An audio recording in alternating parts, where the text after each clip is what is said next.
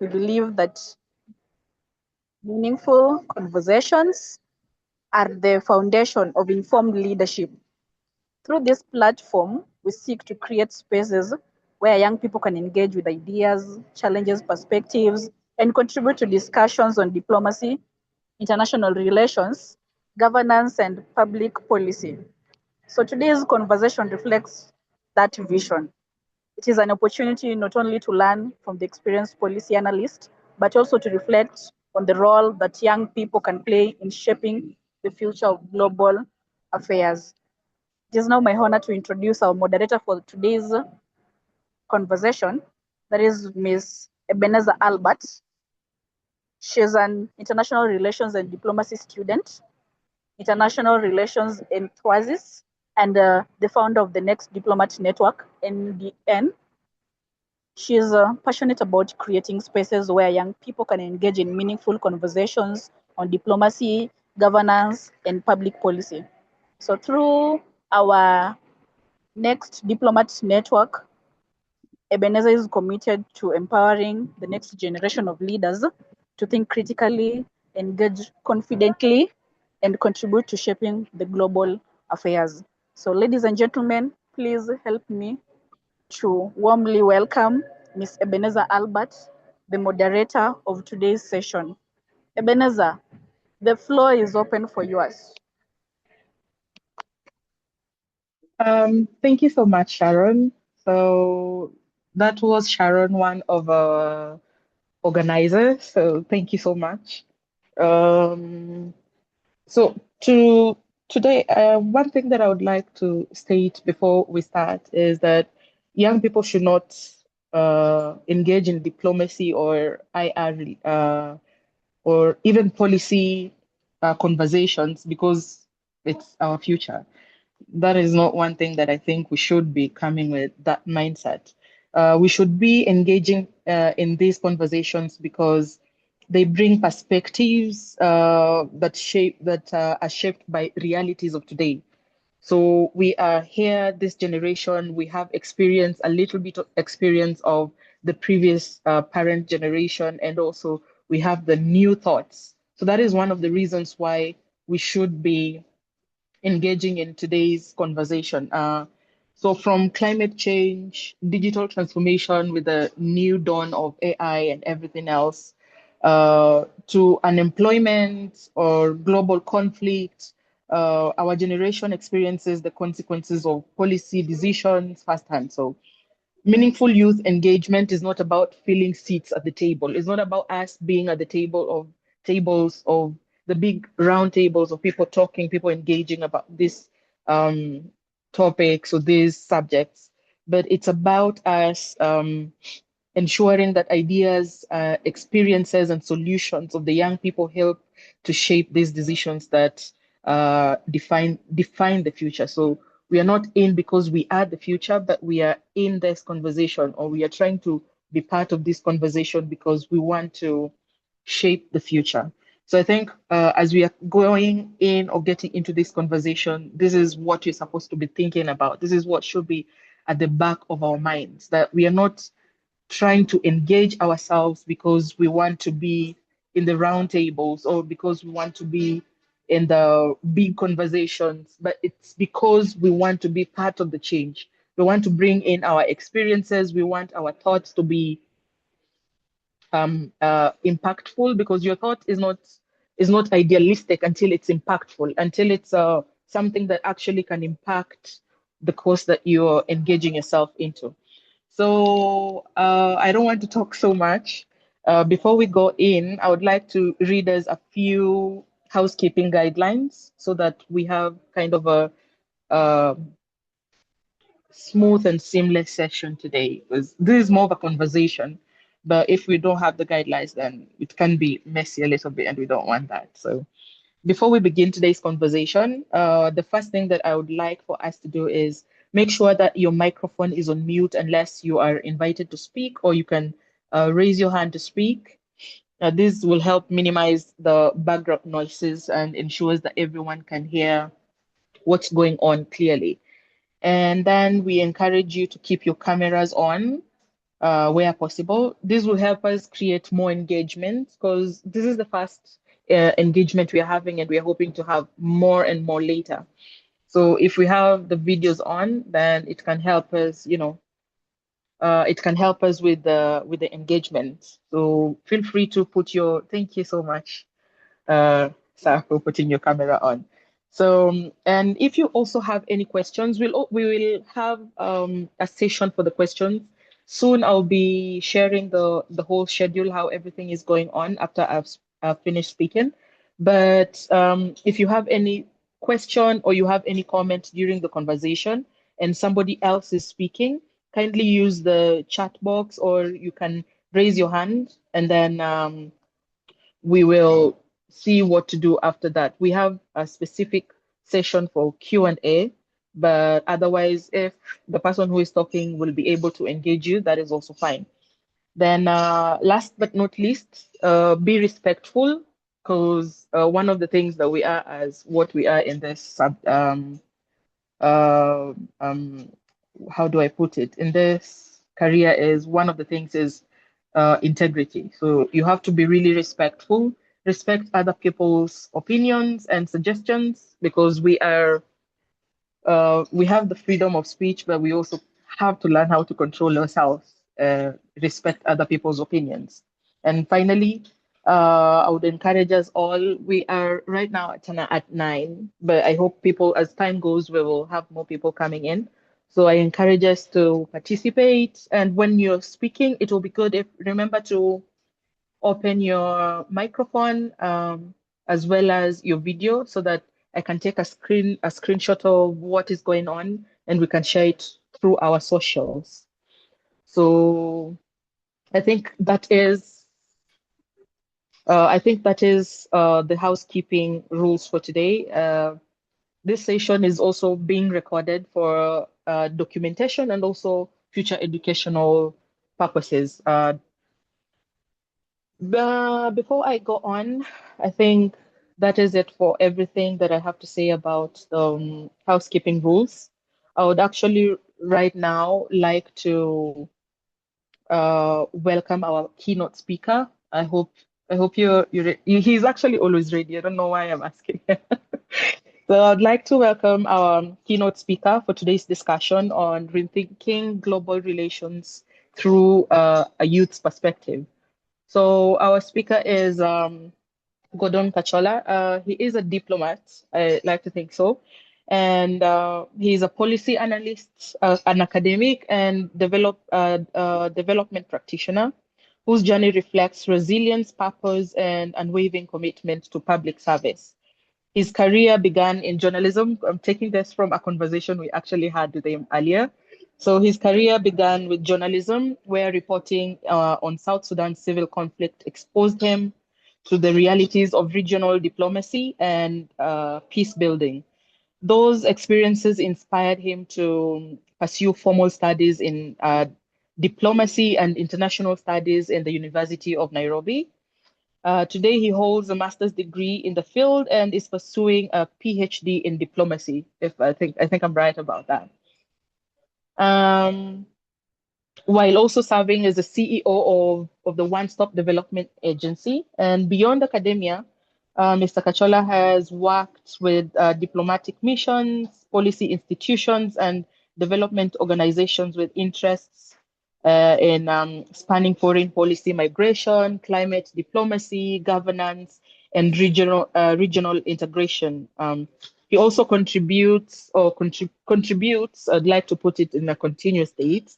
He contributes to Kenya's foreign policy landscape through his involvement in reforms surrounding Foreign Service Act and the Kenyan Foreign Policy sessional paper. What makes his story particularly inspiring is not only his professional achievements, but also the journey behind them. He has transformed setbacks into opportunities, choosing consistency over comfort, specialization over distraction, and the persistence over discouragement. His message to young professionals is simple but powerful. And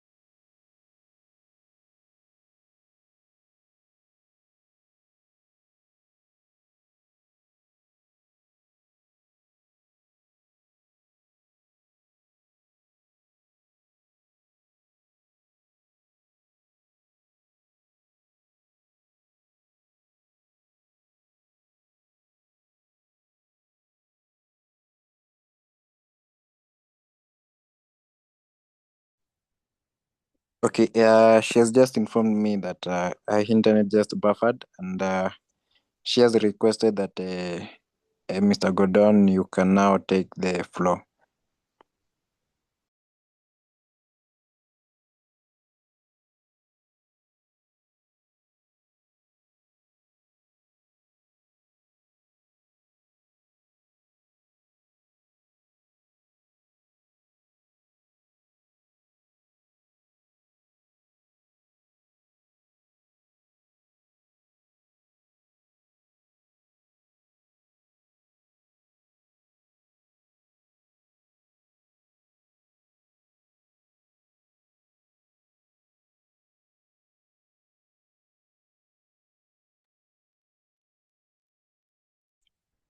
Good afternoon, friends. Can someone find Ebenezer?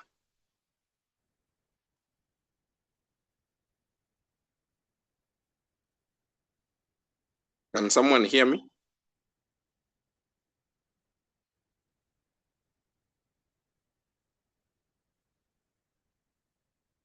Okay. Can someone find Ebenezer so that we proceed?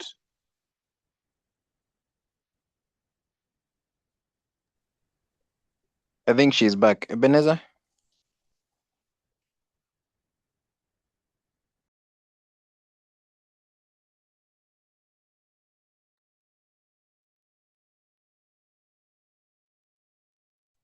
So, are we going to proceed with without Ebenezer so that we don't keep people who have already joined waiting for so long?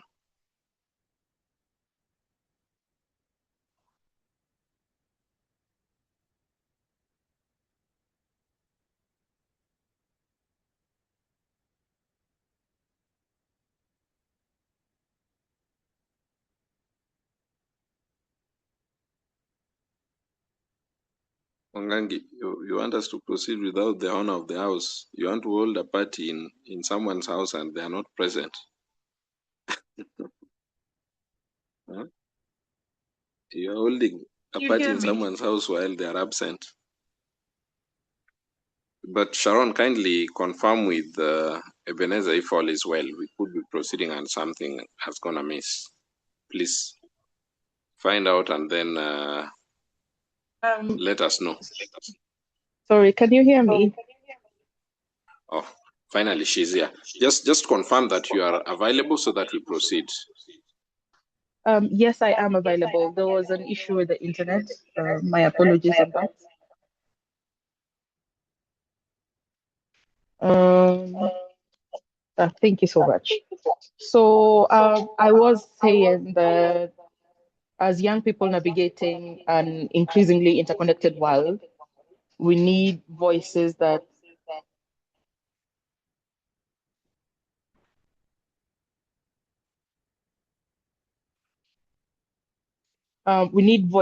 bridge rethinking global relations or Ebenezer, reality. can you confirm to us that you are everything is set so that we can proceed?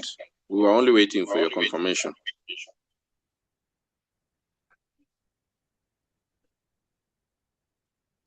Can someone hear? On my end, I can't hear her.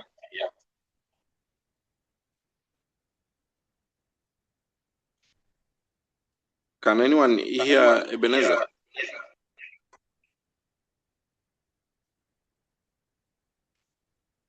Can anyone hear me? Or hear Ebenezer?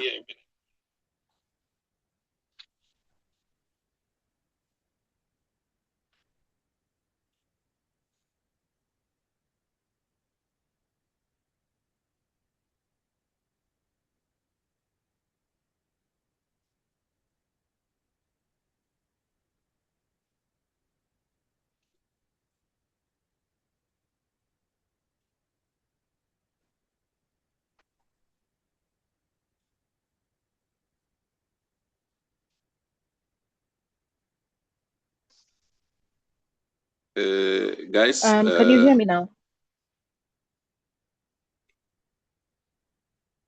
Can you hear me? Yes, I can hear you. Thank you so much. My apologies on that, really. My internet was buffering, and yes, you can continue. Okay. I am back right now. Yes, you can If you continue. can hear And me, it is karibu well sana and good. hapa. So allow Yeah. me proceed. Yes. Thank you. So it is all about rethinking global relations and trying to ask which theory fits the current global relation. This sounds too academic. It is fine. For those who are here, I think I'm lucky to have known at least a few of you, if not all, for some time while lecturing at JUST. I met some of the members who are here, and it is encouraging. Now, what kind of global situation are we facing today? Before we even look at what theory fits the kind of situation we are in. We are at a stage where diplomacy is never practiced in the traditional manner and method in which it used to be. Today's diplomacy is in our hands, is in our thoughts, is in our lips. Public diplomacy, I would say, has been used properly and also misused at the same time. Now, the global relations today, I would say, stands at a crossroad. No one is prepared to take a clear position on particular issues. For example, you all know that we have a problem in Ukraine, between Ukraine and Russia. Very few world leaders and states have openly taken sides, save for those in Europe and for some of the American allies. But even some of the American allies have shied away from taking positions. Another conflict that we are facing is the Middle East conflict, where Israel and America are today fighting Iran. If you're asked how many countries have taken position, you'd not say any. Why? Because it is so complicated. No one wants to be realistic with the war. And no one wants to agree that liberalism truly works. Many, if you ask, will tell you that institutions that are supposed to guide the world order are no longer working. Some will say they do, except for moments when they are undermined. But I say that generally, these institutions are so good, they work. Even if they appear not to work, in their absence, we would still need one. Assume the world order today minus UN. We would still need a UN if this one didn't exist, irrespective of the name that we would want to give it. So in the world of realism and liberalism, in the world of idealism and all these theories, it is a time when theory doesn't necessarily have to be a country's cornerstone. A country must not choose a theory that will drive its agenda, will drive its interests, but save for moments when it appears so. For example, why am I saying so? How then would you say that liberalism work for Russia or Ukraine, or liberalism work for US? Did it work for US, or did US choose liberalism when it was going for the head of Iran? Did Israel choose liberalism when it was going for Iran? Did Iran choose liberalism when it was defending itself or when it was going for Israel? So it is, be it liberalism, be it idealism, be it realism, all these theories only make sense at a point when a nation deserves a particular, when a nation wants to deal with a particular situation or issue. Liberalism will work for America, for example, when they want to lecture you about democracy, when they want to lecture you about institution, but it will not work for them when they feel that their interest is at stake. So in the world in which we are in today, number one thing that will serve any country best is its interest. And I would say this, as a true idealist, and I hope you all know how we arrive at idealism. As a true idealist, I would say let every nation and state do what they must in order to survive, as long as what they are doing does not interfere with the rights of others. If Kenya has to get something, let Kenya do what it takes to get it, so long as whatever they're going to do is not going to interfere with other countries. If it is going for the highest price, let them go for it. But is going for that highest price going to interfere with other countries' sovereignty?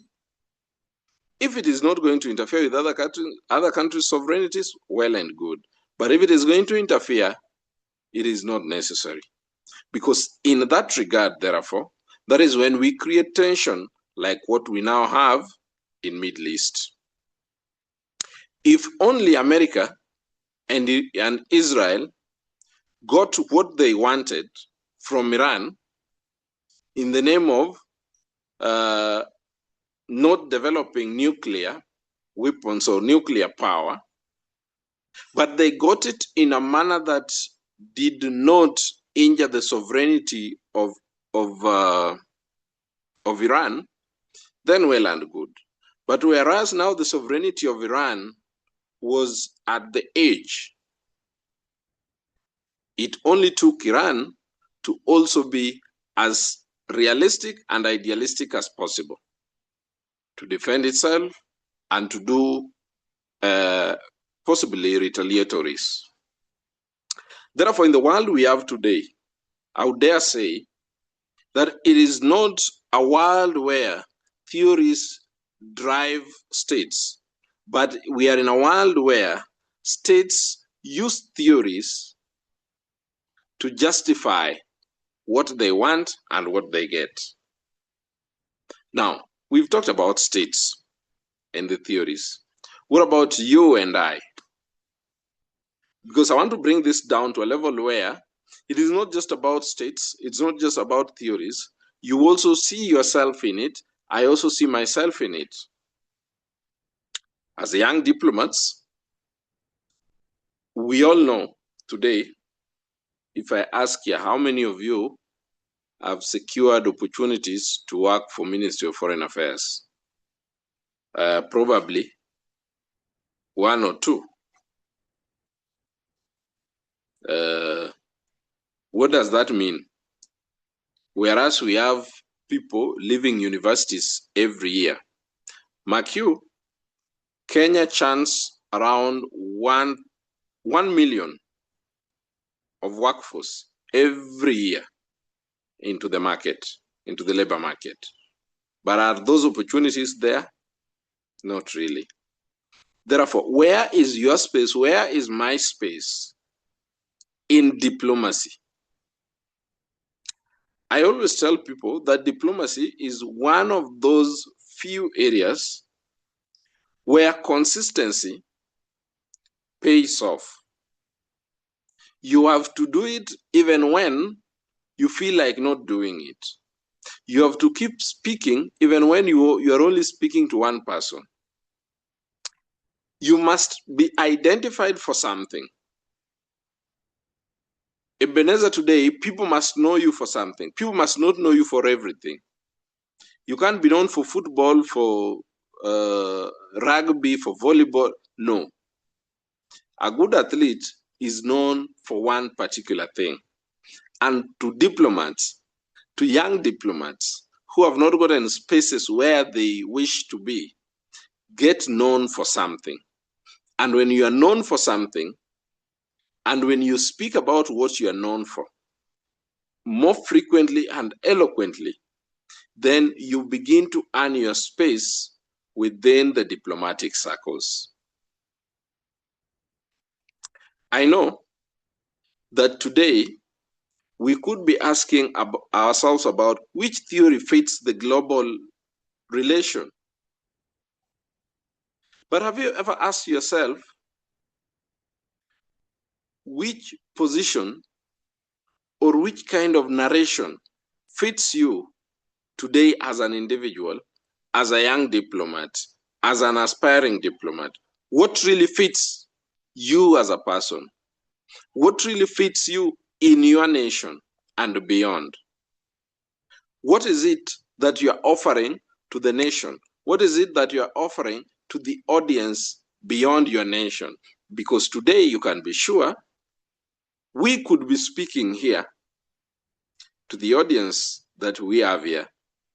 But when this is out, probably you will be speaking to the global citizens all over the world. So where is your position in your country and to the global space? How then do you assert yourself? How then do you position yourself?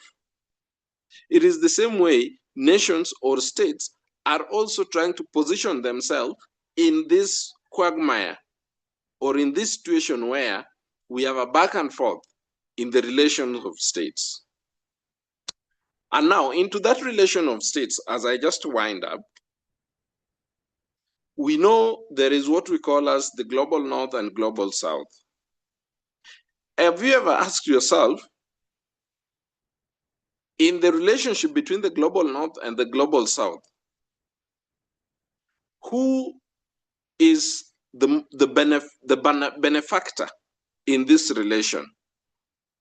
And should that influence how we relate or how states relate? If you've identified the benefactor in the South-North relationship, then should it influence how South and North relates? And if it does influence, then you go back to the same theories. What theory then would fit who in this relation? Would realism fit the global South? Would liberalism fit the global North? Or would idealism fit either? Which theory would now balance our relation between the North and South? Because in all that we do, in our day-to-day engagement, one thing remains constant. Someone seeks to benefit.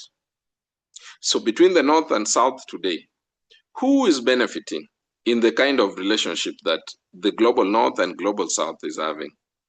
Be it economically, be it in the terms of climate change, be it in terms of green energy transition, who stands to benefit and how?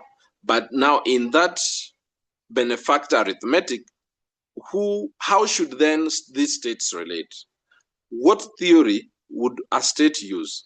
Or should a state just use a theory that fits it as a state?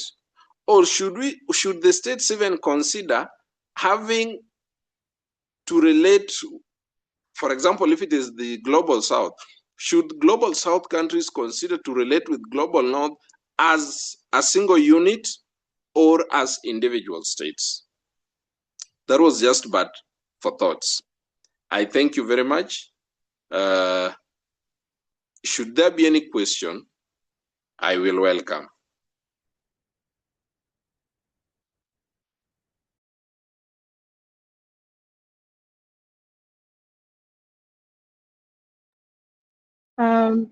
Thank you so much, Sad. I think that was really insightful, and I think we got so much from that. But I think I will open the stage for anybody who has these questions. Anyone who has, you can get ready. If you cannot speak with your mic on, you can always feel free to send in questions through the chat box. Sir, I think when you're talking about the global south and the global north, I think one of the questions before we even think about which theory works for either of them. Sorry, I think he was dropped out. Are you in, sir? Can you hear us?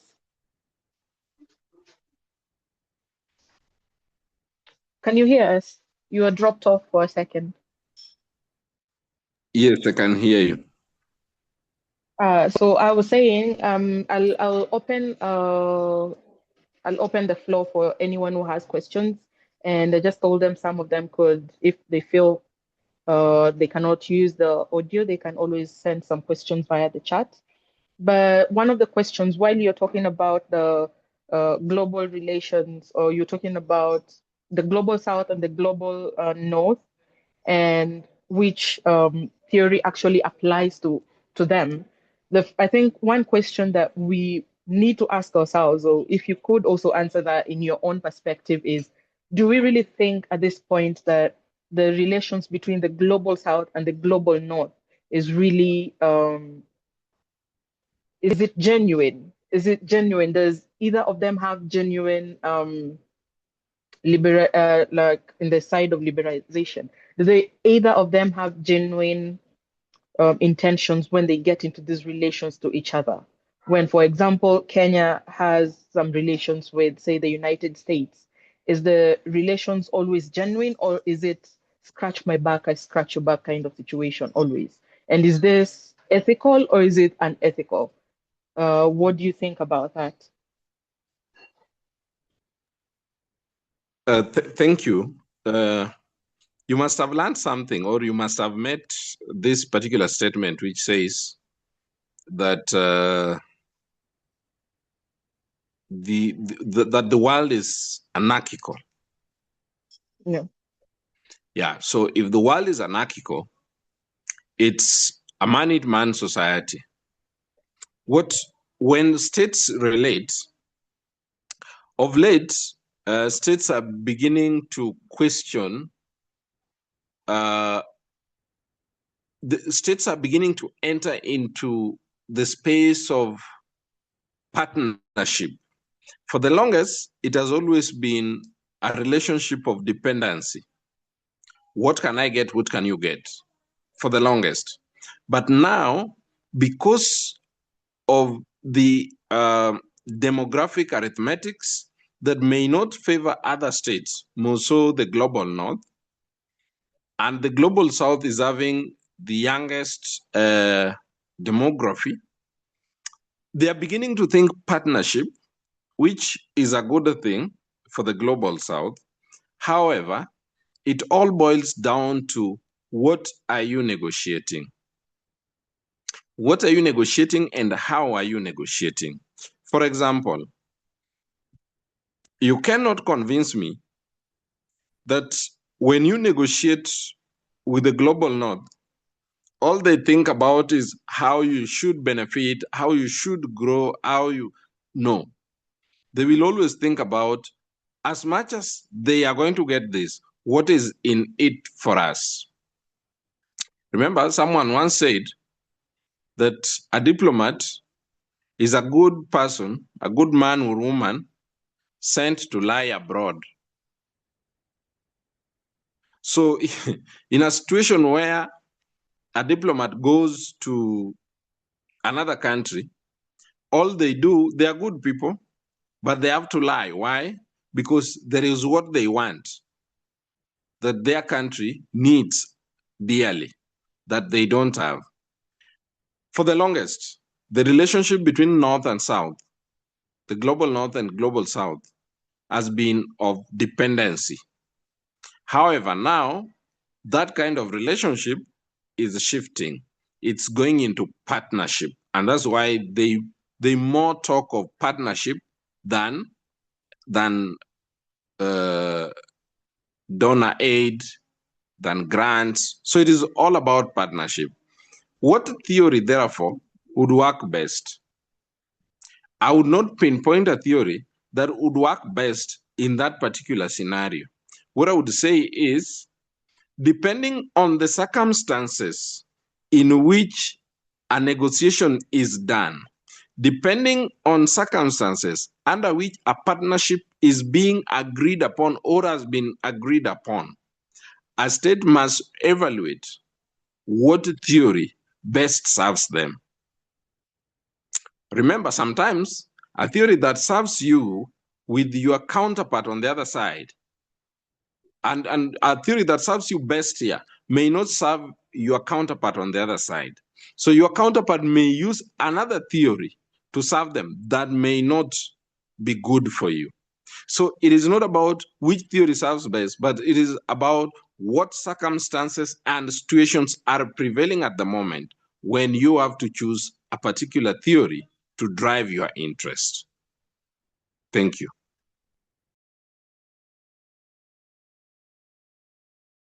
That was really insightful. Just so that we also kind of move a little bit quickly, there is Douglas Mahanu has sent a question, and he asks, is the distinction between the global North and the global South still relevant to today's world? That is from Douglas Mahanu.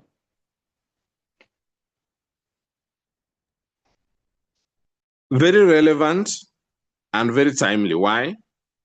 What do we mean when we talk of global North? Global North is simply developed world. Global South is simply developing world.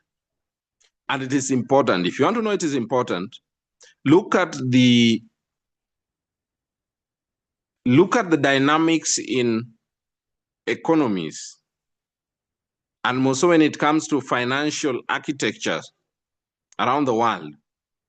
Every financial architecture that is in existence today tends to favor the global North. Reason? When these architectures were being laid down, at that particular time, they were being laid down purposefully to serve the current global North, which was in tatters then. Global South majorly were not part of this. In fact, they were still colonies of the global North. So it is very relevant. If you check on climate change and adaptation, you will realize that global North will always tell you, we will give you money for adaptation. Do they talk about mitigation? No. But they talk about adaptation.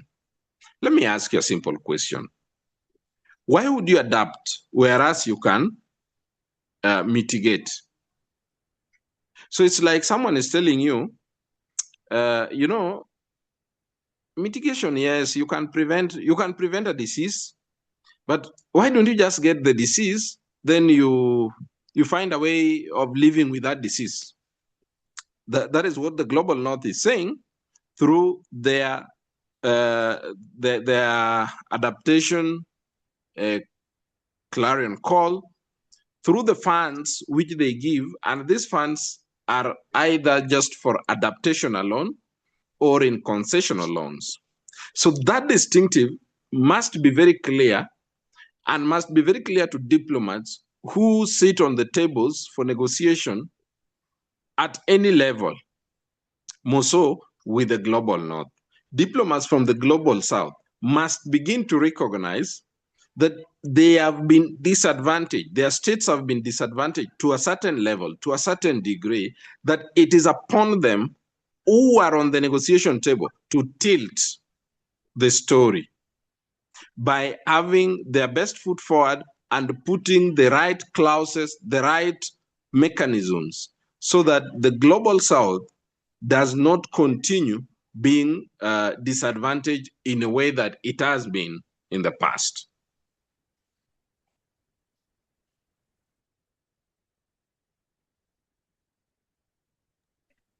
I hope, Douglas, I hope you got your answer. You can unmute and share if you are satisfied with the answer you got.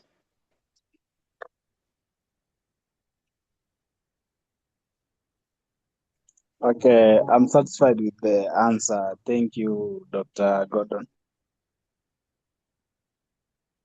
You're welcome.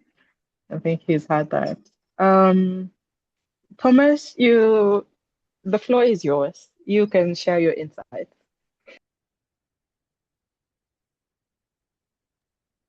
Hi everybody. I hope I am audible.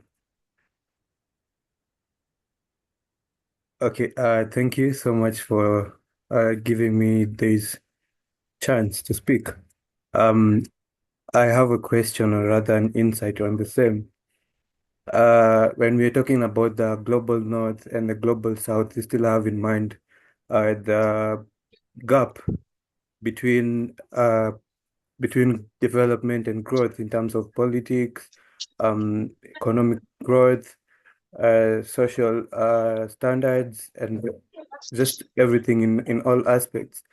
But rather, on the same, we are currently viewing both sides. The global south is more so waking up to this from their slumber. They're waking up and realizing that they have been kind of sleeping and turning blind on things that are affecting them, and they have been more so that they have been depending so much on the global north to solve their problems for them. And when we view the progress right now, we see that most members of the global south are waking up to that, and they're realizing that, you know what, we have been sleeping and this has been happening.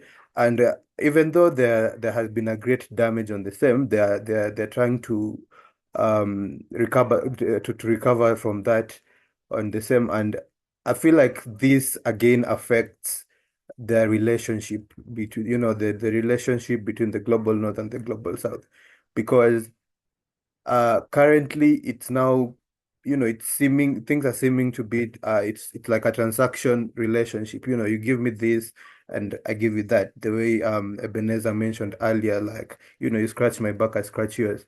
And when we look at the global north, I mean, they're still more developed, but again, we still have we have a few possessions that they have interest in.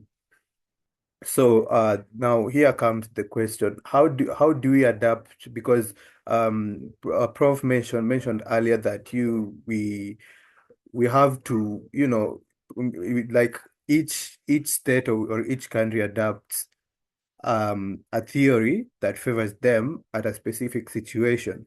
So let's say bringing in, having in mind the current happenings, the current global happenings that calls for, unified problem solving,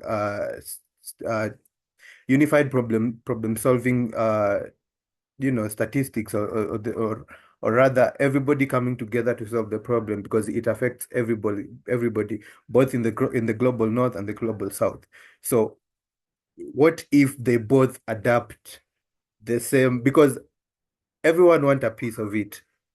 If I want a piece of it and Ebenezer wants a piece of it, and we have in mind that this is the only theory that is going to favor us. So what happens in a situation like that, whereby both countries adapt a theory because they know it is going to favor them, and when they meet, they're like, everybody is advantaged, and now nobody is willing to drop their guard down. So what happens in that situation?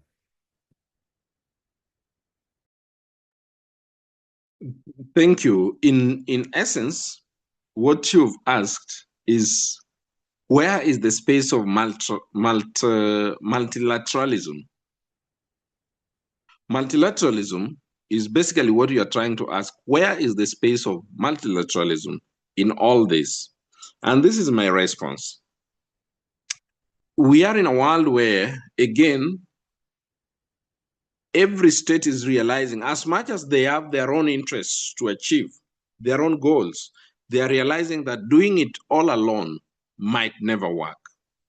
So they are beginning to look for, and that is why I mentioned partnerships.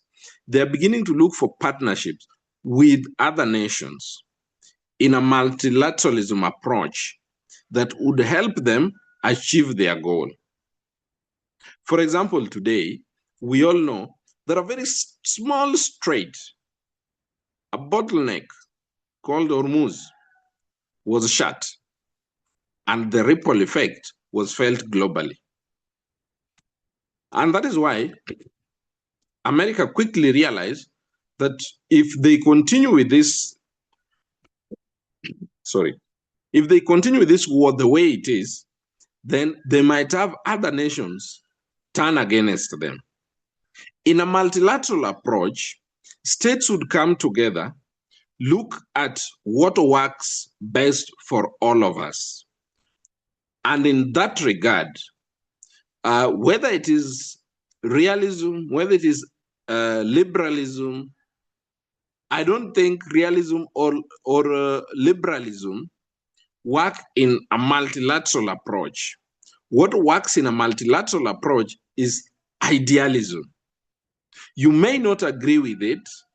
You may not agree with that idealism kind of approach, but you know that if I don't go this direction, I stand to lose.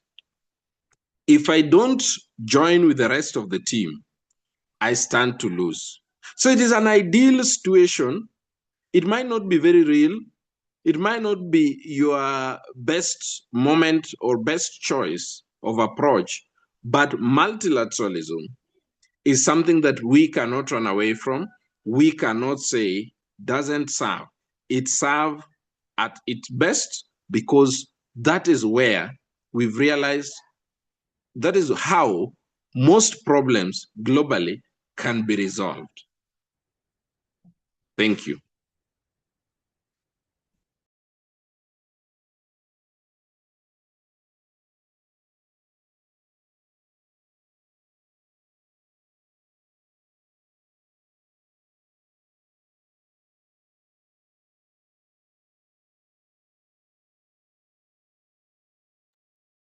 Any question?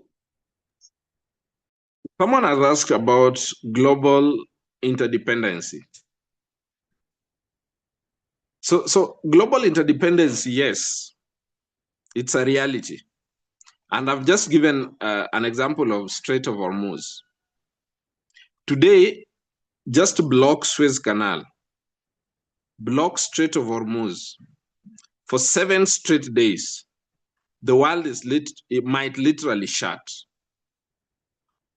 We have seen during Corona, the pandemic, that the world depends on one another. You may have the vaccine for a virus, but if you don't give that vaccine to someone else so that they get better, you are not safe. Why is it that the global north are rushing to ensure that Ebola is contained? Because they have known that interdependence is real. It doesn't matter whether you have all the money, you have all the resources, but so long as you cannot use those resources to ensure that your neighbor, the other state, is secure, then you are equally not secure. And global interdependency cannot be overemphasized as much as it has been in the area of health pandemic. Thank you.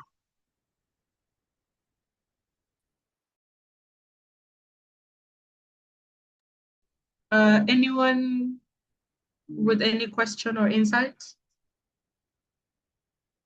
feel free to speak.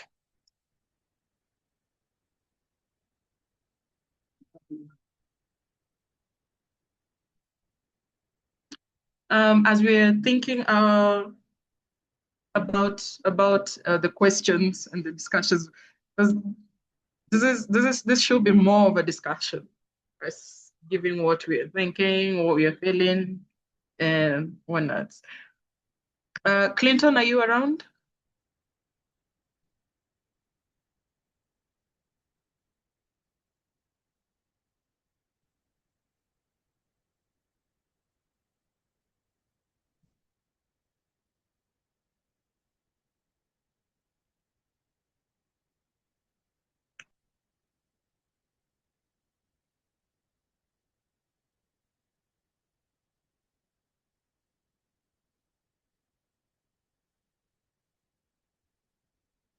Clinton, he's not here.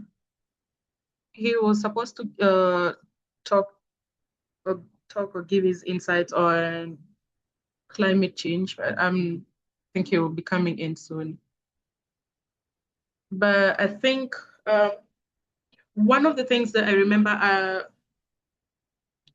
us engaging on was during the week before this conversation is I asked us if you were to change one thing about the issues, the global issues going on right now, from AI to climate change to all the global relations or health pandemics, just for example, like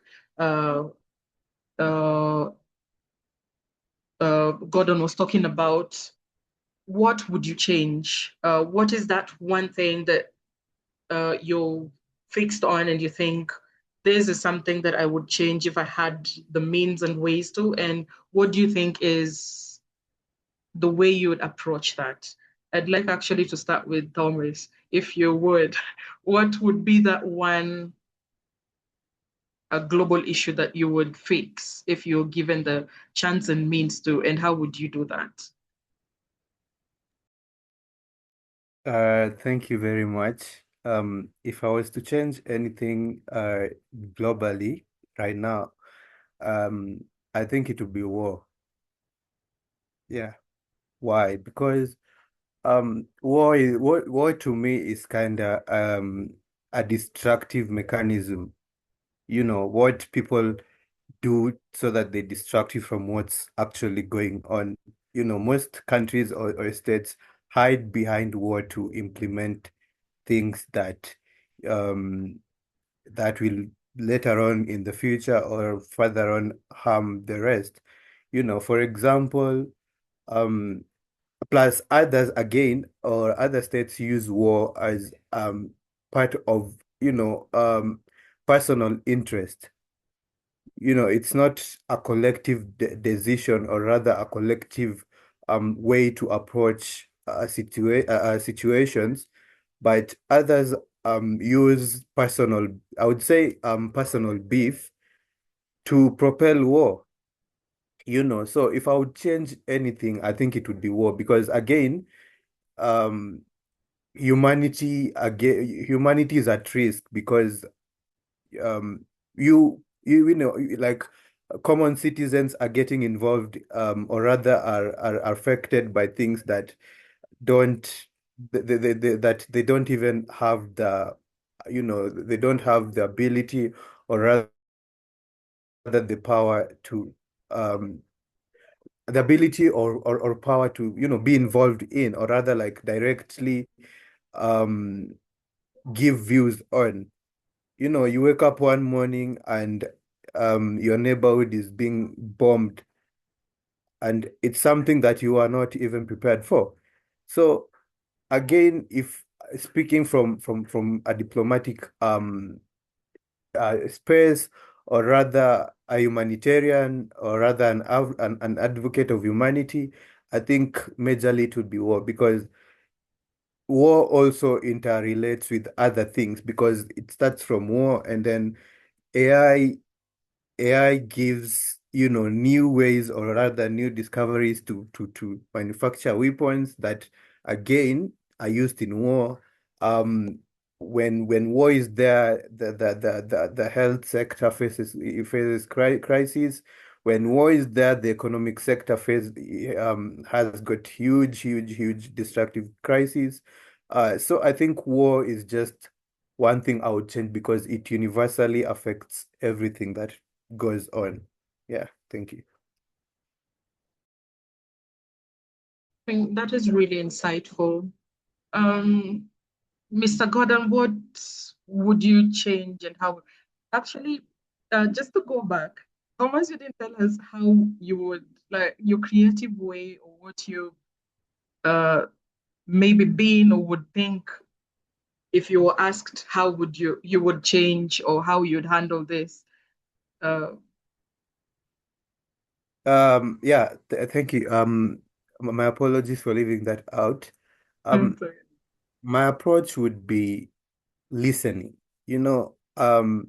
Looking at what most leaders do is act out of power. Like I mentioned earlier, I think everybody had interacted with that video on Ebenezer's LinkedIn platform. Mostly people act out of personal interests, or rather out of power. The fear of losing the positions of power, the fear of losing the aura. Nowadays it's called aura, like the feeling of being fierce, or rather being, your presence speaks for you even before you open your mouth to speak. So I think I would be one person to listen. I know we have been in situations whereby you act out of anger, and later on you reflect on how you had reacted to that situation, and you're like, no, this wasn't supposed to take the route that it did. So mine would be listening first. First of all, I listen to, everybody. Every leader has a panel of advisors. So I would listen to my advisors, um do more. I would do more of conversations on things that affects us, because again I know there are things that we can uh I know there are things that we can talk, or rather the leaders there can talk about without it having to get to war. But I think the major reason why most of them resort to war is that fear of losing power or aura. People want to prove that, we have this, and we can use it to ease you down, or rather cool down your temper. And everybody now responds with anger. Everybody responds with the fear to lose things, and they're forgetting about their citizens. When you have people, when your citizens are lost in war, you'll have nobody to lead, because a country or a state is made up of people. The leaders, the citizens, there is everybody, creating that circle of a state. So these people again act with ignorance, whereby they forget that I am put here to protect my people, the citizens who have no power to act to these things that are happening. So first of all, I would first listen. Number two, I would not have misplaced priorities, because these leaders, or rather these people who are propelling wars, I would say they have misplaced priorities. They prioritize the power, they prioritize weaponry, they prioritize what they have that the other people don't have, that they forget that with war going all everywhere, going around everywhere, it does not directly affect them. For them, it only affects them because of the pressure behind the war. Everybody complaining, everybody crying on their heads, but personally it does not affect them unless they because again they have security, they have the personal security. What about the common citizen who wakes up in the morning and they go out on their ways to look for food, or rather find ways to fend for themselves? They have nobody to protect them. And when war starts, let's say for example, I'm on war with Ebenezer, and Ebenezer wants to bomb me. She will not bomb where I am. She'll bomb my weak points, or rather my people. So that is what these people do. And now at the end of the day, we have majority of people who are helpless, or rather people who are affected by this war, that they're not people who had been involved. So I would prioritize my citizens, or rather the common citizens who have no power to speak for themselves, or rather to care for themselves. And the other third thing I would do is focus much on multinational, or rather multi ways of solving these issues, because most issues are based on like global challenges, like climate crisis, the health crisis, and it is this that propel, reactions from these leaders, because nobody wants to take responsibility, or rather accountability, for what they have done, because now looking at the climate crisis, we majorly know that it's caused by global warming, and the advancement of technology, the advancement of industrialization. There are these things that cause or rather affect climate through, global warming and stuff. So nobody wants to take accountability. Even the manufacture of those weaponry, the industries, it is that causes the global challenges that nobody wants to respond to. And their way of responding to them is by dumping. It's like, we call it trauma dumping. People dump problems everywhere. They don't want to take accountability. They don't want to personally solve them, or rather collectively solve them. They do not want that. So I think my way are those three. Number one, I would, be open to talk more and act less in terms when it comes to conflicts. Number two, I would mostly prioritize the helpless citizens. And number three, it's more of taking accountability and Yeah. responsibility for my actions as an individual, or rather as a state. Thank you. Just one thing that you actually said, and I would also like to engage Mr. Gordon on the same. And I remember we had this conversation the last time we had the interview with you, sir. He was talking about advisors. And I remember when we were having the last conversation and we were talking about, for example, diplomats or ambassadors. When are we having, because when you're talking about the advices that maybe a leader would have, we have to know that sometimes they are chosen by the matters of how much do I know you?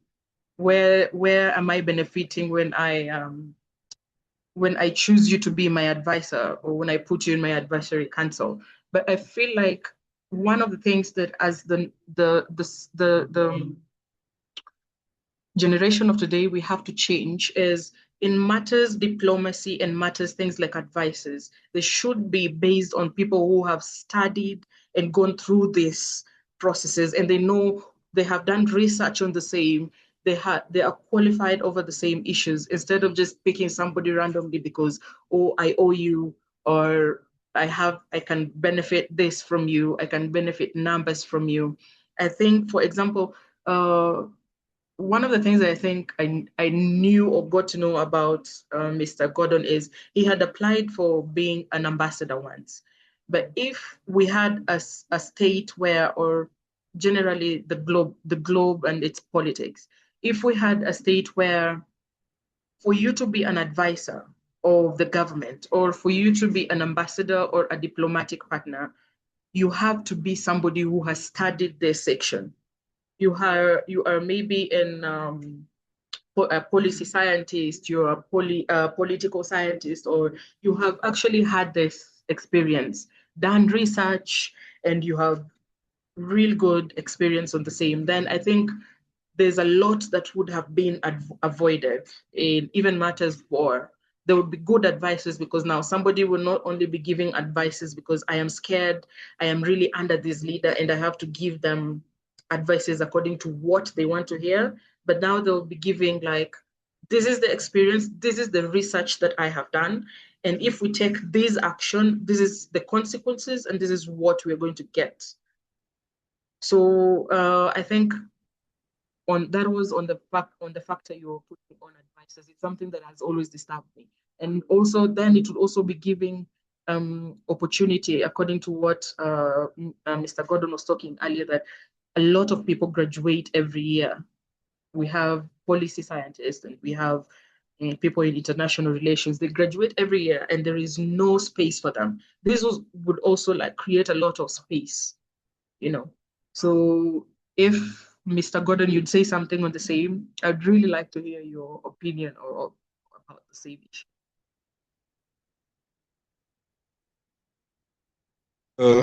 Well, kindly allow me not have my video on because I've since That's left okay.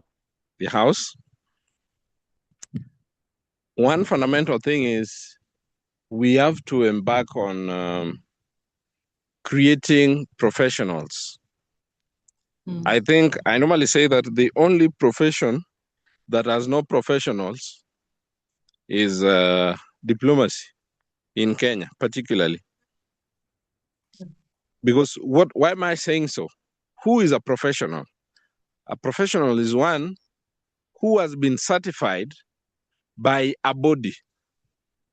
So which body satisfy Kenya's diplomats or foreign service officers? None. If you look at the medics, nurses, they have a professional body. You cannot practice without going through that body. You have, am I audible? Yes, you are. Okay. Clearly.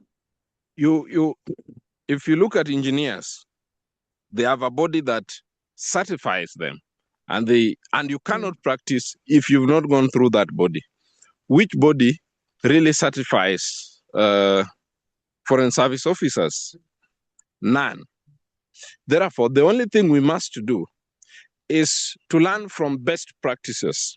Which are these best practices? If you go to Brazil today, there is the institute they call Rio Branco Institute.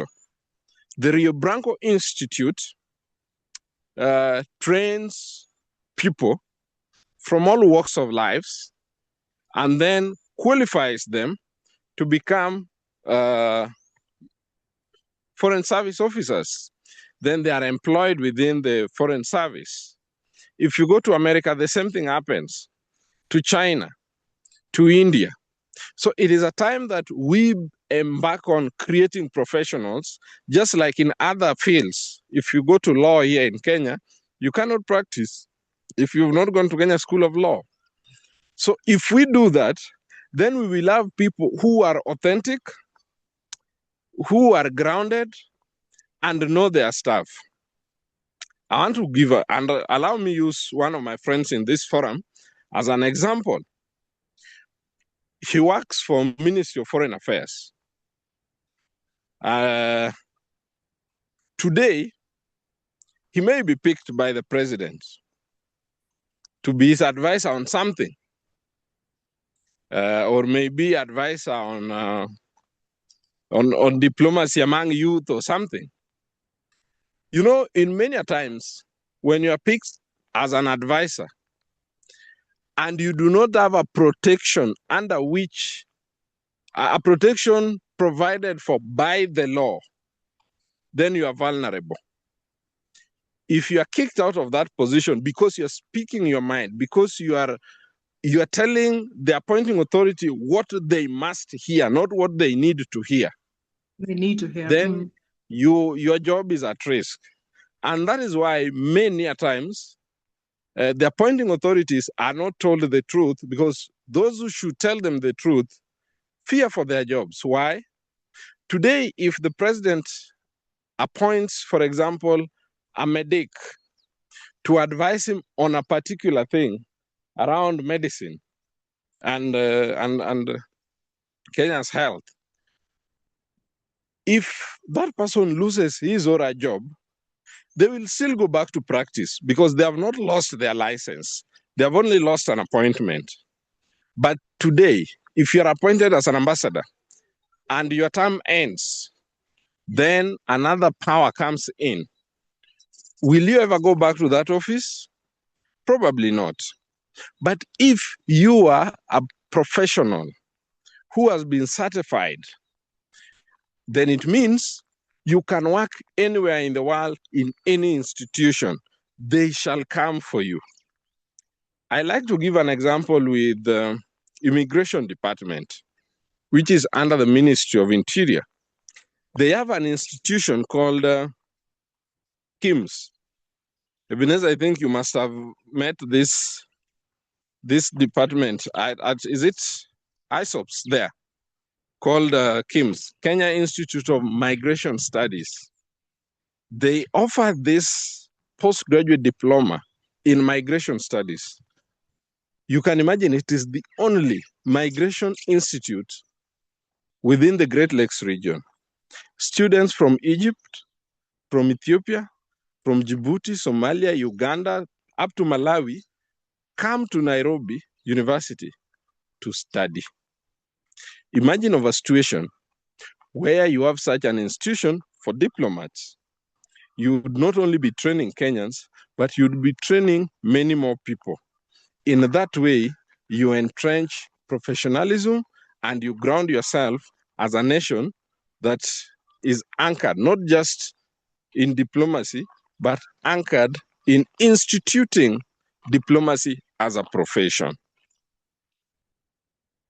That is my thought. I dearly agree. That is. Anyone with a question regarding that before I have Caleb Moore with a question for the forum? Any thought on what we've been talking about professionalism and diplomacy, international relations, and policy?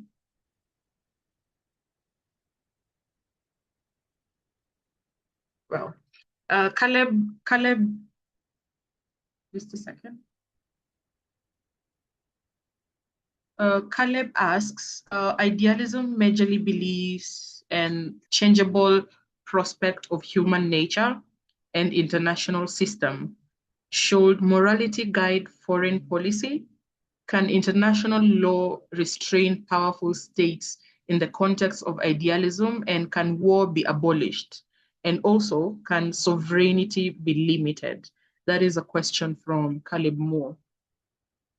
Morality, as Professor Nzomo used to ask me, Gordon, whose morality are you speaking about? I used to ask a lot that question. Why can't we just be guided by morals?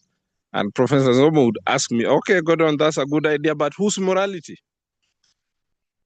Because Mumo's morality is not Ebenezer's morality.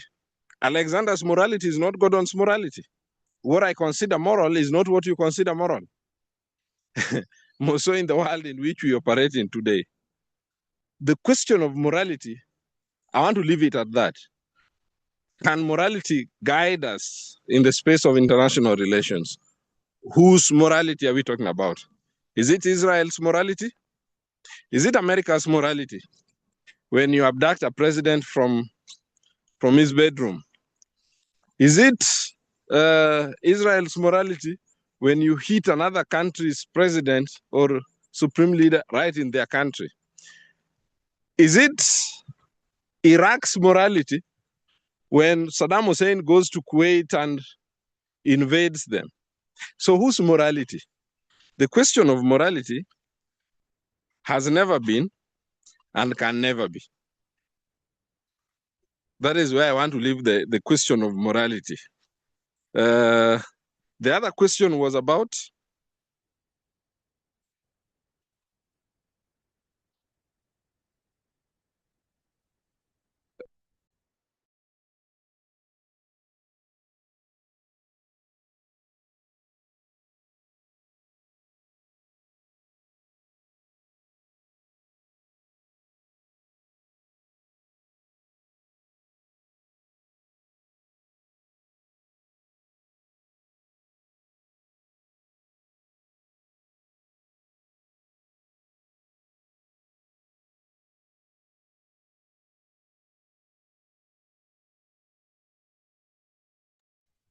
Can you copy and paste the question qua chat?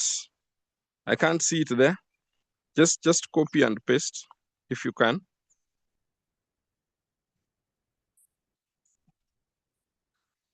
I don't know if it will be possible because seemingly I can't hear your voice, but thank you. There you go.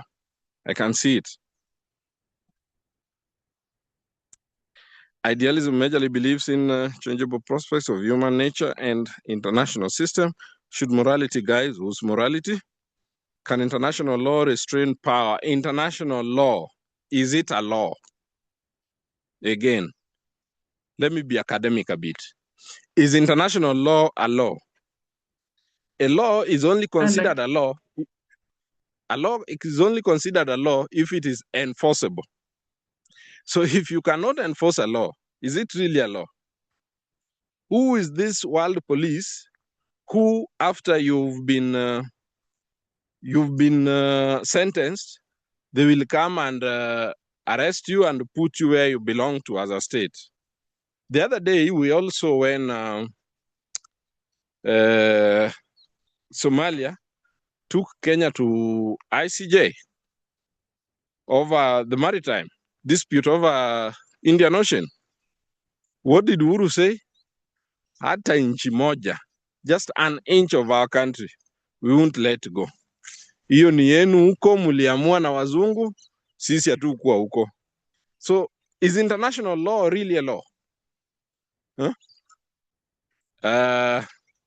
Again, academic question for us to ponder about. Because when we talk of international law, yes, it sounds good, but is it really a law?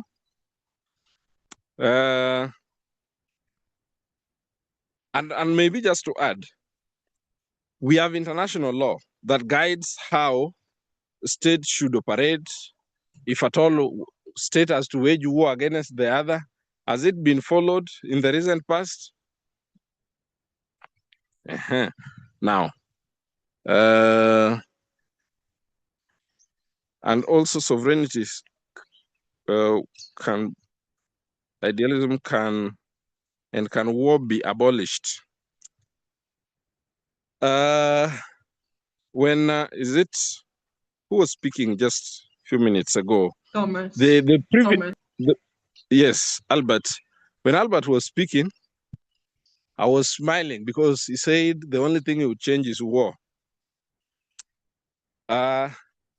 Before Jesus Christ was born and before he became a refugee, yes, Jesus Christ was a refugee. He became a refugee in Africa, and that is recorded in the Gospel of Matthew 2 from verse 13 all the way to 29, when the angel appeared to Joseph and told him, pick this boy out here and the mother, take them to Egypt. I will tell you when to come back. The angel appeared to him once again in Egypt, and he came back after how long? When Herod was dead. So did Herod die after one day? No. The first time we saw Joseph living, he was under 2 years. The next time we were seeing him in Bethlehem was when he was 12. So he was a refugee for almost 12 years in Egypt. So, can war be abolished? Never. Even before Jesus Christ, the only constant thing in diplomacy is war. And that's why we have peace missions every now and then. If you want to make good money, venture into how you can cheat the world that you can bring peace and you can stop wars, because they will always be there. In fact, before we are done with this of Israel and the rest, we will soon be having another one. I just don't know where it will erupt, but we are soon having another war. So the only constant thing in this world is war, because it is also a business opportunity for everyone. And also, can sovereignty be limited? Sovereignty has been limited over and over again. How sovereign is Kenya? Or how sovereign is Iran? How sovereign is Israel when they have to take orders from America on what to do? Sovereignty actually exists on paper. When you want to be a realist, sovereignty exists on paper. How sovereign is DRC? Food for thought. Thank you.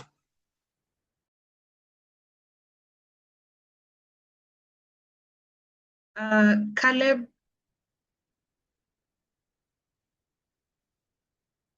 Yes. I want your thoughts on this.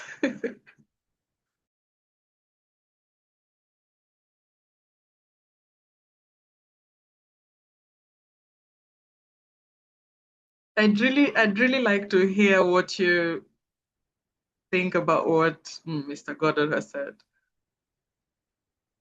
Okay, well, actually, I was listening to Mr. Gordon, what he was saying, and I can, on the issue of morality,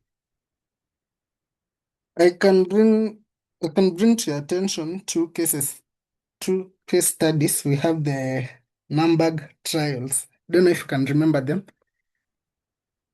The post-World War II trials of famous, how do I say this? They were German generals who are the, how can I say this?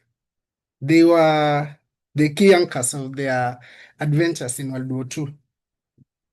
Well, to me, I think the case of morality,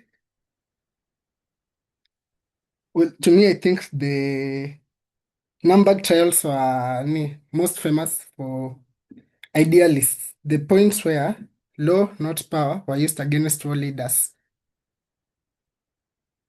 Can say that.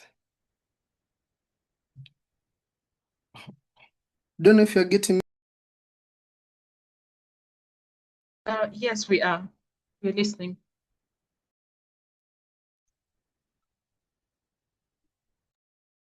Okay. On the issue of international law, can say that, yeah, international law is not law, that's guaranteed. Just like in the case, he has clearly outlined the Kenya-Somalia ICJ issue. The how can war be abolished? Well, actually, I was listening to Tom. That's when I wrote this question when he was speaking on war. The one for how can it be abolished? And can sovereignty be limited? Mr. Gordon has answered it clearly. So I guess, yeah, I'm satisfied with the answer. That's okay if you are satisfied, because I really wanted to hear what you thought about that, because that was a tricky question when he asked whose morality. That was a nice one. So we have Mr. Gordon. There's a question from an individual, and he's Maurice. He asks, how can African philosophies and institutions shape IR? And are they doing so right now? Or are we just living with, are we still living with, I think he meant to say colonizer's mind.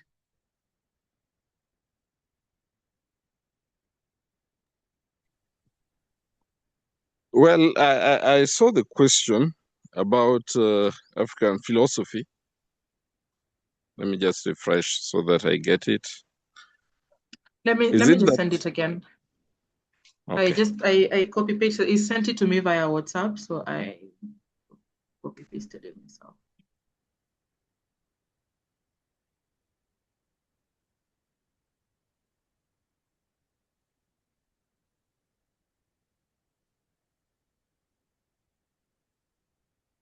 That is it. And he asked if are we still living with the colonizer's mind?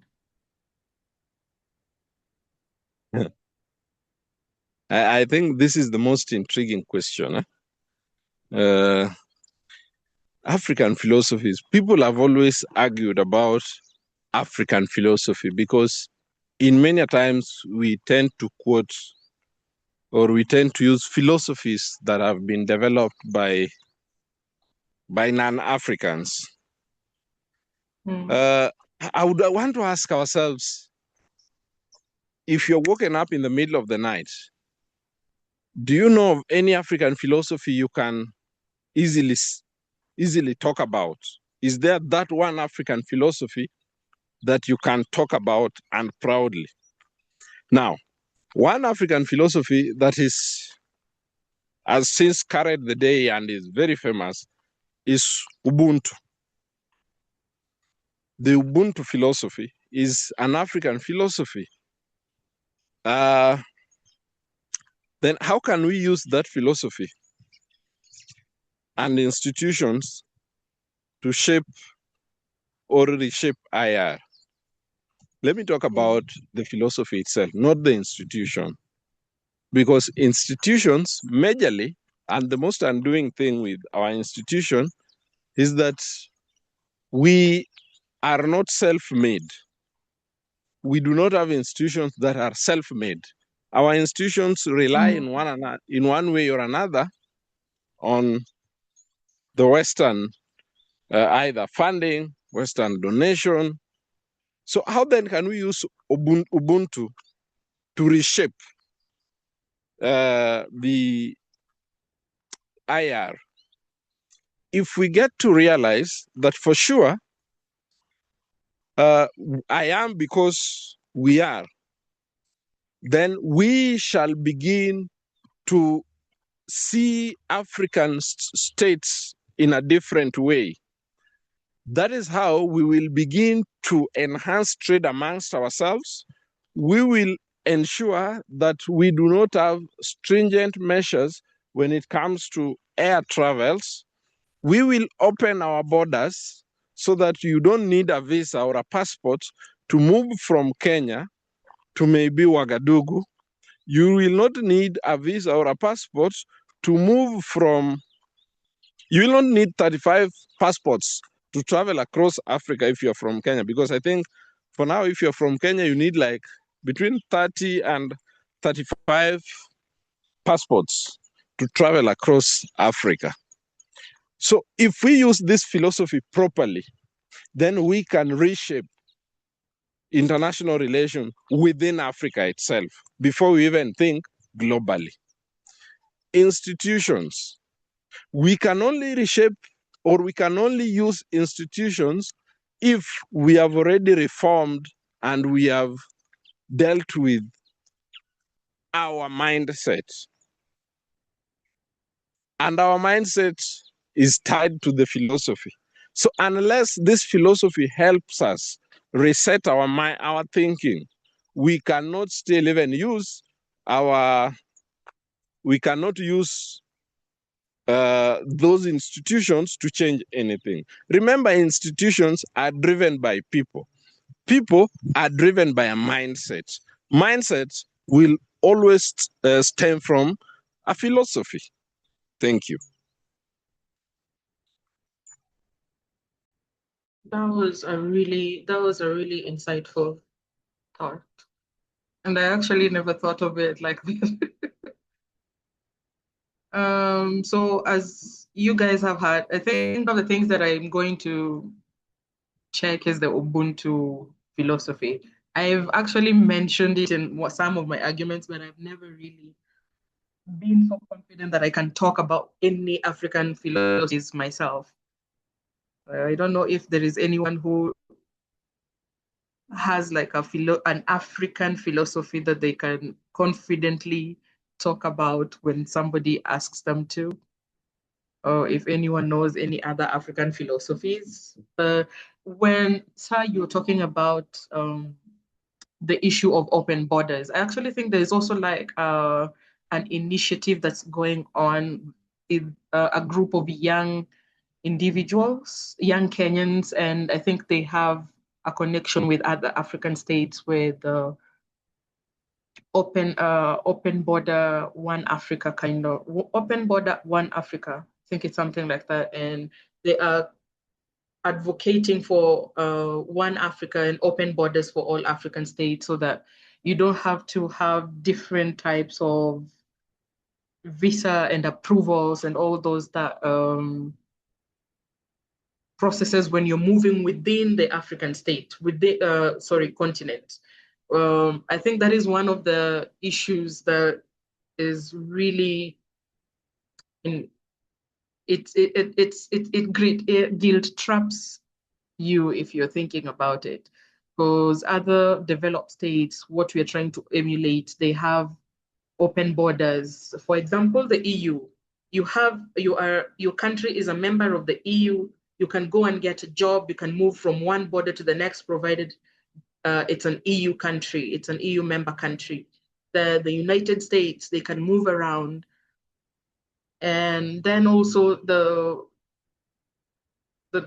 global north, whenever they have their passports, then they can literally go to any other global south country without any major issues or major barriers. But then when you come to African states by ourselves, we have made this so difficult even for ourselves, but we make it easy for the foreigners. We make it easy for the people from the global north to be able to come into our country in any way. But when it comes to our own member states, when it comes to our own people, even within the African Union, then it's still an issue. You have to go through a lot of processes. You have to go through a lot of paperwork just to go to a country that is not really far from your border. So yeah, that is one of the major crazy issues that we go through. And I think is one of the things that we need to think about. So we are almost closing on our day. And I would request if there is anybody, because the people who are supposed to give us some talks are not here.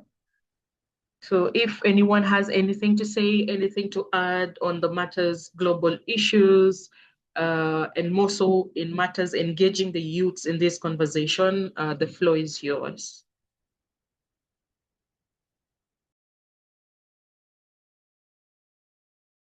You can just unmute and speak.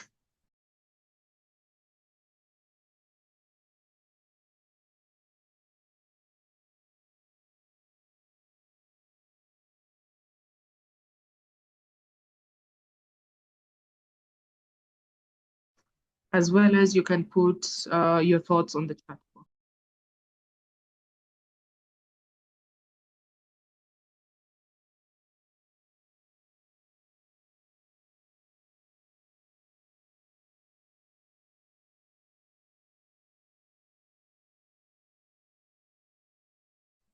Sharon, do you have any thoughts?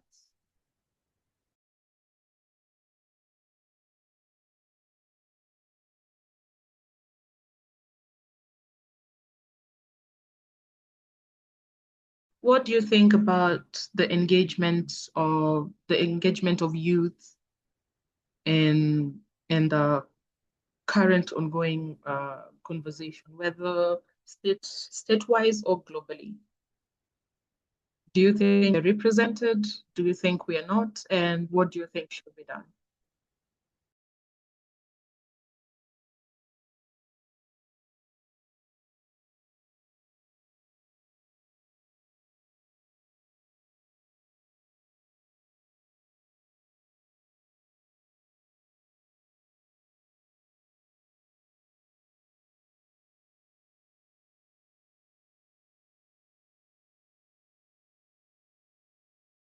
Yes, Thomas.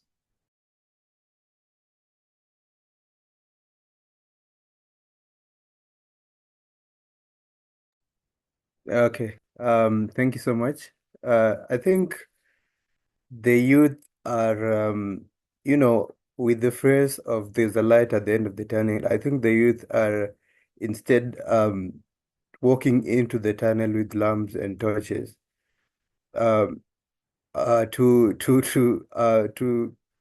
enlighten us on the same, I think we are waking up as the youth. More of it's not as if, for example, if I speak state-wise, we are waking up as youth, with in mind with the generation gaps probably with between between our peers and us, we are trying to fix what was normal according to them. With regards to politics, with regards to social issues, the youth are taking course on that. And I would also say on the same that we are educating ourselves. We are not turning blind eyes. We are not, uh, even though there are a few who are still ignorant about the same, but majority are trying as much as possible to be involved, to engage in different issues, to try provide solutions for the same, to try to just be present. Everybody wants to be present on the current happenings, let's say state-wise or rather even globally. Everybody wants to be involved. They don't want to be left behind. They are trying each and every way to, speak out their minds. And as I had mentioned earlier in the video I talked about, as youths, we are trying to shape what is comfortable for us. As I said earlier, the generation gap, there are norms that were normal to our peers that according to us, we are like, no, we are so advanced on that. Probably ways to solve problem solving issues, ways to earn livings, way to solve problems. We are working up to that. And again, I would also give much credit on, the advancement of technology. We have social media nowadays, like, right now, again, we are on one social platform that, connects us to the same. So we don't need to be there physically. We don't need to be called to TV interviews anymore. We have social media platforms that help us, engage and speak our mind. So I think as the youth, we are waking up to that, and we are trying to get involved. And again, I would also applaud the unity, the unity we have in terms of, again, a disclaimer, I'm not supporting any uncouth behavior. I might be talking like that, and some people might be, I'm supporting the Gen Z movement. No, I'm not doing that. I'm only supporting the positive side, how they are unified to, I might not resonate with how they do things, but I resonate with how they are unified in terms of wanting to be involved. Everybody wants to be there. Everybody wants to speak out their minds to give their views on everything. And again, we are trying to, call out, we are trying to, rule out ignorance, because there are people who are like, nah, if as long as it does not affect me, I don't need to be involved. So we are trying to call them out and, to get them involved in terms of, solving these problems. For example, as our country, Kenya, there are issues that probably might need attention from the political class to be addressed. But again, we ourselves try to create our own platforms to make sure that, before you take, it's like taking a half solved problem to an expert. For example, like you want to go to report a crime at the police station, and you already, you've already done your personal investigation about the person. So that is majorly what we're trying to do before we call out a problem and call out professionals to solve them. We are trying as much as possible to, have solve them, like to we're not taking the whole problem and dumping it on them, but we're taking the problem and, giving ideas for what they can do to make sure that it's solved. So majorly, I would applaud the youth, ourselves, just trying to be present and get involved. We are not just walking blindly in the dark, so that we reach at the light at the end of the tunnel. We are trying to, have the torches and the lamps while we cross the tunnel. Yeah, thank you.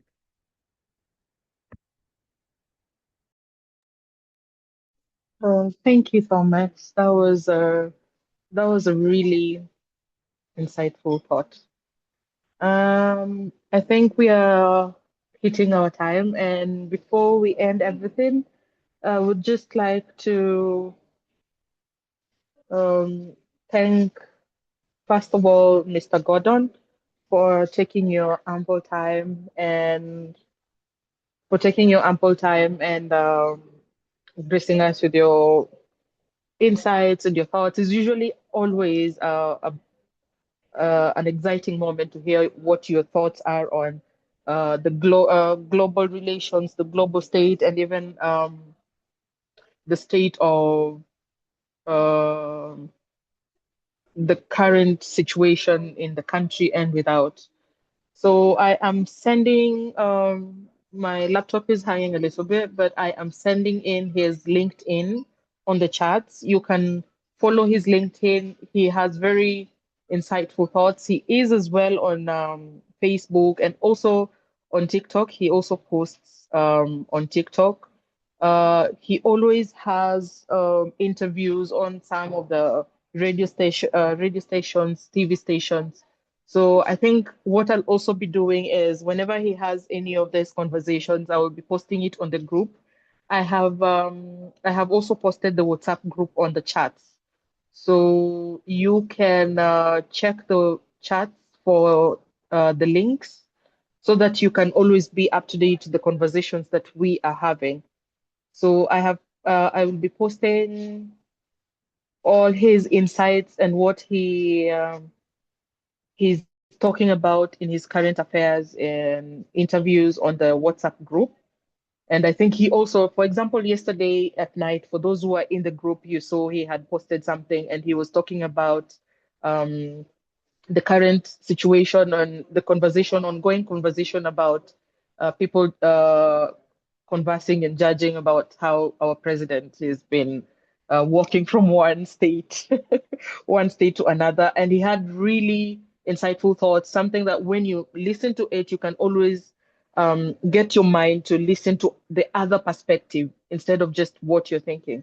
Because also what I think about when we are the young scholars of IR and diplomacy that we are coming up, one thing that we should have in our minds is to always be we should not be biased. We should not be politically biased. We should always be thinking about where are we drawing the lines? Yes. How is this effective? How is this benefiting us? And what is this? What is the intention of this leader doing this? Our point is to analyze the actions and look at the reactions. That is actually one of the things that he was talking about. So I am posting his LinkedIn right now, and you can find him on Facebook, on Twitter, or on TikTok, and listen to all the insights he has. It's a very amazing perspective, and I promise you, you need to listen to it. So, Mr. Gordon, I'm really grateful from the bottom of my heart for you gracing us with your presence today, and I think I speak for a lot of us in the forum today. I'm really grateful actually. We had an attendance. We were buffering from 10 to 14, which is a very good number for a start, and I'm really grateful. And thank you also, Thomas, and thank you, Maurice. Thank you, Caleb.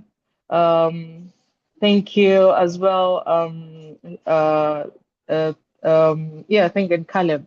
So before I finish, I would like to, Alex, are you here, Mwangangi?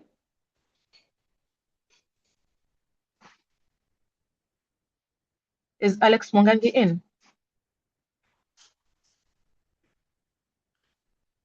I don't think so.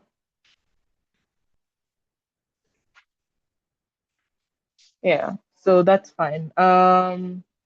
So this forum was, I want to also thank Sharon and Alex. I'm really sorry that he was not able to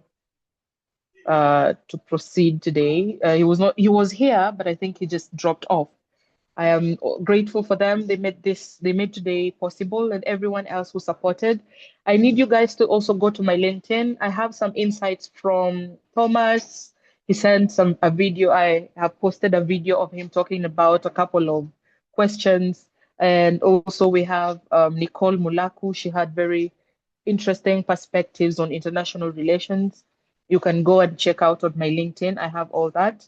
And if you have any perspective you'd like to share, the group is open. We are always open, and we are always open for discussion. We can always talk about something, because what we are trying to do is, one of the things Thomas was saying is, we are not waiting for forums. We are being the forum. We're not waiting to join the discussions because we're being called outside. We are doing it, and with the words of Mr. Gordon, is we are being consistent and we are speaking about it until the day that it will be heard.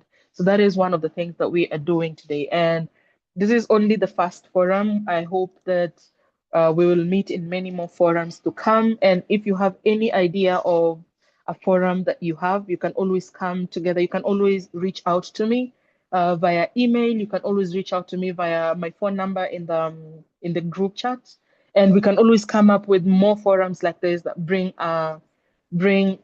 together young people, and we could think, we could discuss about issues, international relations, policies, and everything, because we actually need to be engaged in these things. We don't have to wait for anything. So with that, I am really grateful for your attendance. Unless anybody else has anything to say, Mr. Gordon, do you have your final words before we close the meeting?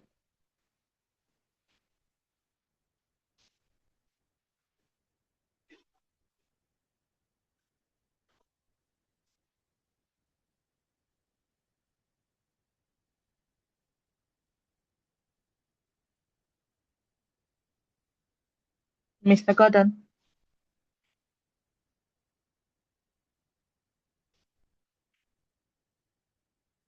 he is not there, it seems. Can you hear me? Am I audible? Okay. Yes. Uh,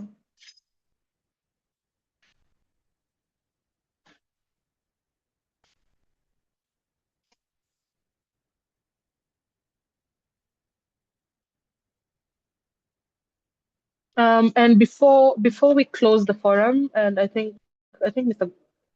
Gordon just dropped off.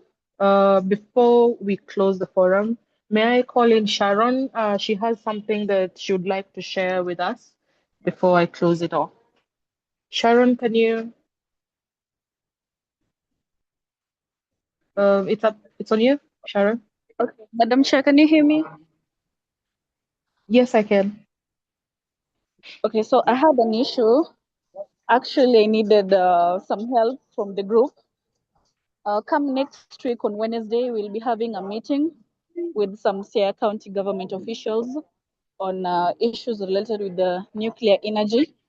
And I was asked to mobilize some students from Jaramogi University who are within Bondo or who can manage to come so that we have a talk. It will be around 3 hours session from around 9 to 12 at noon. So those who are going to be available, kuna fair. Yeah, so that is what I had. So those who are interested can reach me so that I register them. Thank you. Okay, I You're personally welcome. am in Bondo. Okay, it's better you pin the location and everything in the group so that you can reach out easy.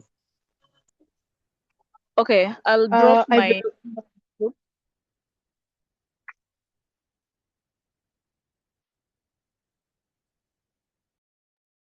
It's okay, Sharon. Go on. You can-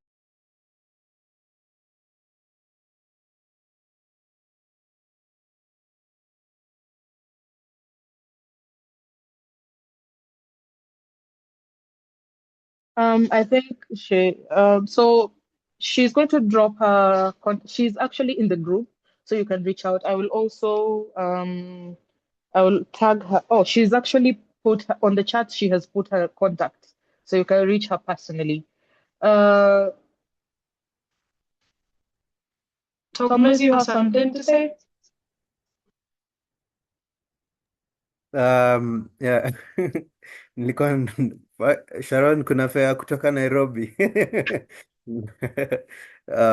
Yeah, so first of all, yeah, I know. Um, I would want to thank Ebenezer and everybody who was, involved in one way or the other to, bring this lively. You will pardon me. I'm quite a yapper, so I love to talk a lot. So, I would want to thank Ebenezer for, putting together this. It's quite interesting and engaging, especially for some of us who usually are idle. Uh, I'm not mentioning my names. I'm also not saying me. So yeah, on the same, I would also like to thank everybody. I think I know a few people here. Caleb, we were with him. By the way, I'm also an alumni. Who it's finally, yeah, it feels nice, saying it that way. I'm no longer a student. I'm an alumni of Jaramogi Oginga Odinga University, 2025 class of 2025. I graduated in international relations and diplomacy with IT. I was kina Ebenezer and Caleb peers. Nilikuwa pia wao, so feels nice. And I'm very glad for this platform and more platforms. There is one on WhatsApp. I know Ebenezer feels like we usually ignore her messages. Personally, Yeah. I usually see them, and I usually, if there are links, I open. If they're actually on Mr. Gordon's video, I actually did not see it on the group. I saw it somewhere else. I have turned on his notifications on TikTok. So whenever he posts, I see and I Yeah. engage. Your LinkedIn and TikTok posts, I see them. So don't think that some of us see and we just don't like talking a lot. I don't like talking a lot or like engaging, but I see and I engage there. So you can also find me on LinkedIn. I also have a LinkedIn profile, but it's empty a bit. But I'm cooking up something. I remember Ebenezer probably know I used to have a podcast in campus. We used to have a podcast in campus. It actually was I know. It was a podcast brought together by a lot of people, but I was it's called what? It's steering, yeah, I was steering it, but took a little break. But I was thinking of bringing it back, but towards what's happening now. And you can also feel free to engage anytime on the same. And also, yeah, just thank everybody for being here. You should actually take I actually feel like this should have been done earlier nikiwa mbona mnaifanya saa hii when I'm already out of school. You should have done it a long time ago when I was Eh, still in school. the thing is, it's not about us being in school. It's actually more about us like connecting now school to the outside world. So you're actually in the best place for it. Oh, yeah. I mean, true, that is true. I have been in a few um spaces where I have also, got the opportunity to learn. I was um I was in I was in it's called Keimun, it's Kenya Models United Nations. I was actually to start a chapter in Jaramogi, but Long story. long story, yeah. So I mean the ones who I think Kina Sharon, by the way, you can take that chance. It's still open. I had already I mean I have the contacts of the only the okay the process had started yet. I had reached out to the Secretariat of Kenya Moon, and I had written an email and sent an invitation. So they had sent an invitation email. So we were supposed to have an approval from the school. And in order to do that, we had to, get engagement from the dean. So you can, by the way, you can steer up because me, I'm actually out of school. So those who are still there, I think in Ebenezer Pia almost leaving, she's going to for the is it has a lot of pressure. So I don't think she would be having that, much time to engage with them. So, but when you go like from first year, second year, you can try to get engagement from the dean and maybe reach out so that I give you the contacts of the secretariat. It's a good platform that brings together models of different universities. We have like the university chapters. But now, for me, I am currently part of Pioneer International University. I am part of the chapter. I'm not part of Jaramogi's chapter. So you can do that. It's good, and it has a lot of benefits. I'd also been able to, get a visiting. That wasn't much, but just, a visiting tour at the UN uh, headquarters in Nairobi. We just had a visiting tour, but I mean, I'm still open for more to come, and I'm very glad to have everybody backing me up. Kina Ebenezer have been very helpful, and I'm so grateful to them and everybody on this platform as well. Thank you. Thank you so much, Thomas. And I think we shouldn't take much time. I wanted to say more and much at the same time. I said much.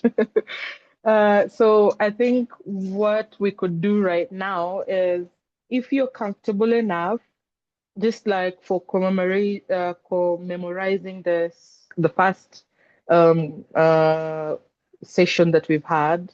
If you're comfortable enough, you could put your video on. We take a group picture and then we could post. It will actually help you if you can like post something of the sort. I'll also create short videos and send it to you guys over the group and the other platforms, and you can always take a little bit of those and post as well. But as for now, I'll just request, if you're comfortable enough, you can just put your video on, uh, audio off though, but you can put your video on so that we can take a group photo. Thomas, you're going to take the screenshot for me, please.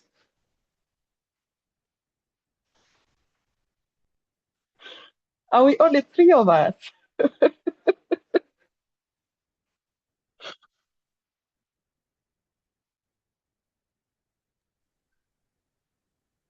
It's just Uh, a few seconds, like 3 seconds max, and then you just turn it yeah, off. just a 3 seconds. Yeah.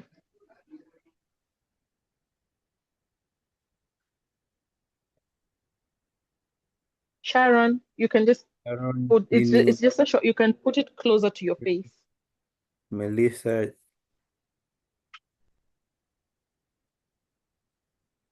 Really wish Gordon was here, but I have one with him already, so we just use that also.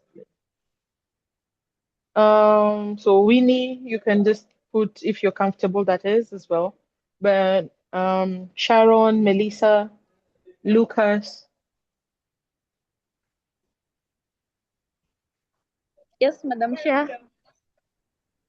you can zoom in because you told me you don't have a good background. You can just zoom in on your face so that we take a screenshot with our faces on for commemorization.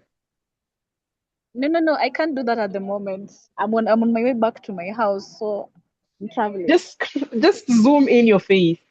Zoom in your Okay. face. You can put it There are options for AI background. of blurring, Like for yeah, and example, also blurring your. I've blurred my background so you can all see. Let me. You stand, don't walk. Yeah, that is great. Yeah. Oh, Lucas, good to have you.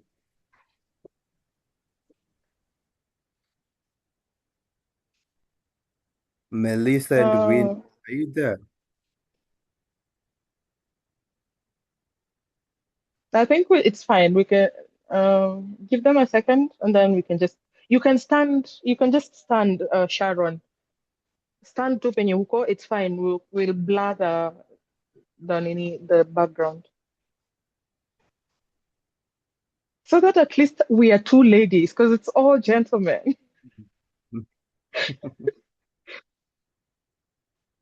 I think, Thomas, you can just take the screenshot for now and wait.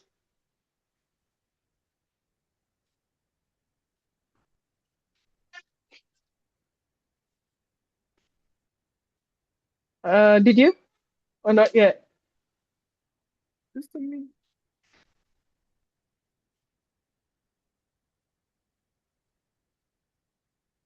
Let's all stay still. Caleb, hakuna macho. Let's just like stay still so that take it. Yeah.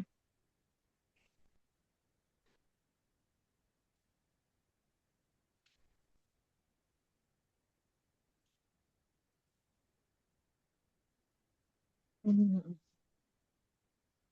Yeah, done. Thank you. You took the other ones without the video as well, yes?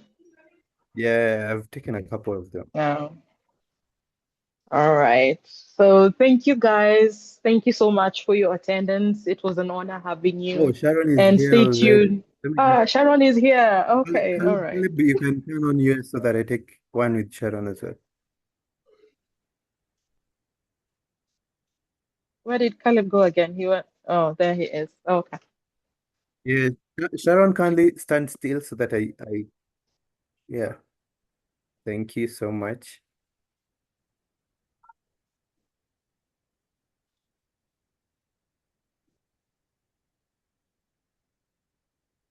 Hmm. Oh, Winnie, wow. Let me take another Uh, one. Thank you, Winnie. Thank you, Winnie. Lucas, kindly just turn on one last time. I'm one so last sorry for for it. this. Yeah, one last time.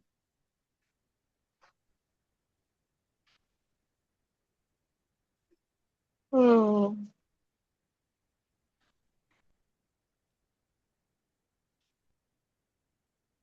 Done. Okay. Thank you so much. You'll send it on the group. You'll send it on the group. Thank you so much, everyone. It was a pleasure having us all and hope to see us the next session again. Bye.